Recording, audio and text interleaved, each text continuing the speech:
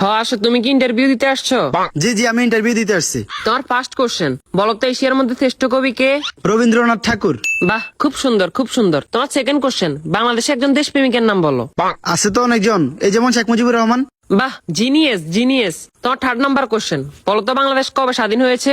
হওয়ার কথা তো ছিল 1948 সালে, কিন্তু 1971 সালে 16 ডিসেম্বরে স্বাধীন হয়েছে। খুব সুন্দর খুব সুন্দর। তোমার লাস্ট কোশ্চেন, বলো তো আকাশে কয়টি তারা আছে?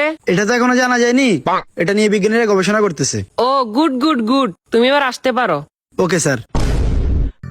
কি ও ভাই, ইন্টারভিউ দিয়ে আসছেন? হ্যাঁ ভাই, ইন্টারভিউ দিয়ে আসছি। কি কি কোশ্চেন আইলো? কোশ্চেন তো মনে নাই, কিন্তু উত্তর মনে আছে। আচ্ছা, উত্তরই কোন?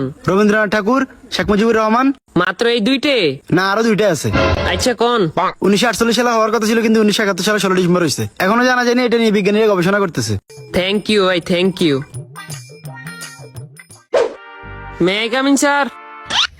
আসো। তোমার নাম কি? রবীন্দ্রনাথ ঠাকুর। তো তোমার বাপের নাম কি? শেখ মুজিবুর রহমান।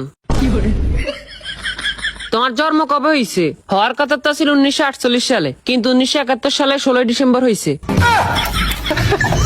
এই বেটা, তুই পাগল হয়েছিস নি? এটা এখনো জানা যায় না, এটা নিয়ে বিজ্ঞানীরা গবেষণা করতেছে। No, no, no, no.